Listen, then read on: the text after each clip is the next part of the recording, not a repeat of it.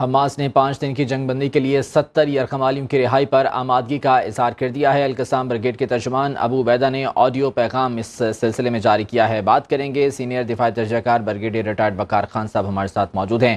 وقار صاحب بہت شکریہ آپ کے وقت کا۔ کس طرح سے دیکھ رہے ہیں اس ڈیولپمنٹ کو، یرغمالیوں کی رہائی کے بدلے 5 دن کی جنگ بندی؟ کیا جو عالمی قوتیں ہیں وہ اس میں اپنا کردار ادا کریں گی؟ اس میں دو طرح کا آئی تھنک پریشر ڈیولپ ہوا ہے اسرائیل پہ۔ ایک تو جو ہیومینیٹیرین آئی تھنک گراؤنڈز پہ اوور آل پورے گلوبلی آئی تھنک بہت بڑا رسپانس آیا ہے اور اسرائیل کی بہت زیادہ شکریہ ہو رہی ہے، اور جتنا آپ کہہ لیں کہ پچھلے 10-15 سال میں انہوں نے سو کالڈ پرسیپشن بنائی تھی وہ مٹی میں مل گئی۔ تو دوسرا جو ہے آئی تھنک جو او ای سی کا اجلاس تھا جو ہم بات بھی کر رہے تھے، اس میں بڑے اسٹرانگ اسٹیٹمنٹ گئے ہیں because lot of street pressure on the leadership, اور اسی لیے نتنیاہو نے کل پھر کہا جی خاموش رہیں، صاف ظاہر ہے وہ چاہتا ہے کہ بات بھی نہ ہو۔ تو یہ دونوں آئی تھنک مل ملا کے ایک تو اس میں آپ کہہ سکتے ہیں کہ تھوڑی سی ایک ونڈو کریٹ ہو رہی ہے اگر جو ہے اسرائیل میکسیمس پالیسی سے پیچھے ہٹ جائے، لیکن ایک طرف تو یہ ہے پیس ایفرٹ، دوسری طرف اگر آپ دیکھیں تو ناردرن فرنٹ بھی اور ود ان غزہ بہت زیادہ لڑائی ہو رہی ہے، اور اس میں بھی آپ نے دیکھے ان کے جلتے ہوئے ٹینک بھی دکھائے گئے ہیں اور تقریباً فدائین ٹائپ حملے کیے جا رہے ہیں، اور نارتھ میں بہت زیادہ پریشانی ہے۔ اسرائیل جو ہے پرووک زیادہ نہیں کر رہا بیکاز اس کو پتہ ہے کہ فل فرنٹ کھلتا ہے تو اس کو پرابلمز ہوگی، تو غزہ ہی نہیں سنبھالا جا رہا۔ تو یہ دونوں چیزیں آئی تھنک بیلنس آؤٹ کریں تو اس میں اسرائیل پہ بھی ملٹری پریشر بھی ہے، اس کے بعد آپ کہہ لیں کہ انفارمیشن ڈومین میں پرسیپشن کا پریشر ہے،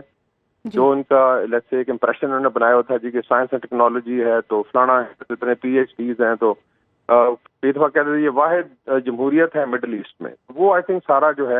بہت زیادہ اس کا پرسیپشن خراب ہوتا ہے۔ تو آل ٹول امید کی جا سکتی ہے کہ چیزیں شاید تھوڑا پازیٹیو ڈائریکشن کی طرف جائیں، لیکن وار کی ابھی تک جو صورتحال ہے آن گراؤنڈ اس سے نہیں لگ رہا کہ جو ہے جنگ میں کوئی کمی آئی ہے، تو ابھی دیکھتے ہیں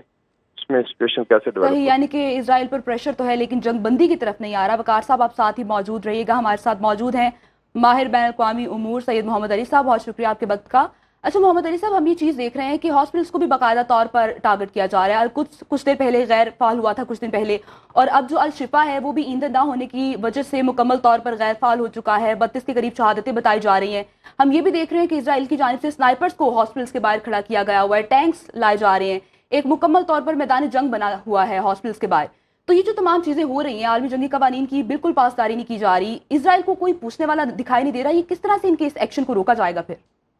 بہت شکریہ جی۔ دیکھیں جس طرح بھی وقار کہہ رہے تھے انہیں کی بات میں تھوڑا سا آگے بڑھاتا ہوں۔ دو محاذ جو ہیں اس وقت میں سمجھتا ہوں کرٹیکل ہیں، اور جنگ کا فیوچر یا بندی کا جو ہے دار و مدار ان دو محاذوں کے اوپر ہے۔ ایک تو آبویسلی کہ اسرائیل جو ہے وہ ظلم و بربریت تو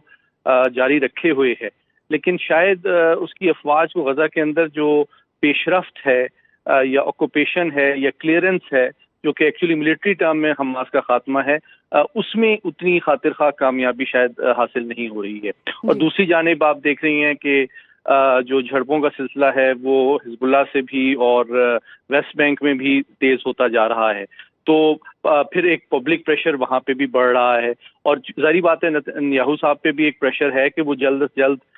جو ہے اپنے جنگی مقاصد حاصل کریں۔ لیکن جو زیادہ اہم میں سمجھتا ہوں محاذ ہے وہ امریکہ اور برطانیہ کا محاذ ہے، جہاں پہ آپ دیکھیں کہ جو بہت لارج سکیل جو ریلیز نکلی ہیں اس کا اثر اس انداز میں امریکہ اور برطانیہ کے حکومتوں پہ پڑا ہے کہ آپ دیکھیں کہ کل برطانیہ کے وزیر اعظم نے اپنے ہوم منسٹر کو فائر کر دیا ہے، اس لیے کہ انہوں نے بہت ہی کرٹیسائز کیا تھا اسرائیل کی ہمدردی میں، بلکہ اس کو ہیٹ مارچ کہا تھا فلسطینیوں کی سولیڈیرٹی کے حوالے سے۔ تو اس کا مطلب یہ ہے کہ فلسطینیوں کی مخالفت جو ہے وہ پولیٹیکلی کاسٹلی بہت بڑھتی جا رہی ہے امریکہ اور برطانیہ کی حکومتوں کے لیے، اور اسی لیے اب انہوں نے ڈیوڈ کیمرون جو پرانے وزیر اعظم ہیں ان کو دوبارہ وزیر خارجہ کے طور پہ اپوائنٹ کیا گیا ہے۔ اسی طرح امریکہ میں ایک بہت دلچسپ ڈیولپمنٹ یہ ہوئی ہے کہ ایک این جی او نے مقدمہ دائر کیا ہے امریکی صدر، امریکی وزیر دفاع اور وزیر خارجہ کے خلاف کہ وہ جو جینوسائیڈ ہے اس کو روکنے میں جو ان کی، چونکہ انٹرنیشنل جو کنونشن ہے اس کے حوالے سے امریکہ بھی اس کا سگنیٹری ہے، وہ ناکام رہے ہیں۔ تو آپ دیکھ رہے ہیں کہ بتدریج امریکہ اور برطانیہ کی حکومتوں پہ پبلک پریشر جو بڑھ رہا ہے، تو ان کو ادراک ہو رہا ہے کہ اسرائیل کو کھلم کھلا جو جارحیت ہے اس کی سپورٹ ان کے لیے سیاسی طور پہ بھی کوسٹلی ہے. تو اس کے نتیجے میں وہ اسرائیل پہ تھوڑا سا دباؤ ڈال رہے ہیں کہ جنگ کو ختم کیا جائے یا naan discriminatory use of force نہ کیا جائے. تو یہ ایک ایسپیکٹ ہے جو کہ جنگ کے فیوچر پہ میرے خیال میں اثر انداز ہو سکتا ہے. ٹھیک ہے، بہت شکریہ آپ کے وقت کا. سید محمد علی صاحب ہمارے ساتھ موجود تھے، بریگیڈیئر ریٹائرڈ وقار خان صاحب ہمارے ساتھ موجود تھے. آپ کا بھی بہت شکریہ. باخبر رہیے ہر جگہ ہر وقت بر وقت. ابھی سنو نیوز کا یوٹیوب چینل سبسکرائب کریں اور بیل آئیکن پر کلک کریں اور جانیے ملکی اور غیر ملکی حالات و واقعات یقین کے ساتھ.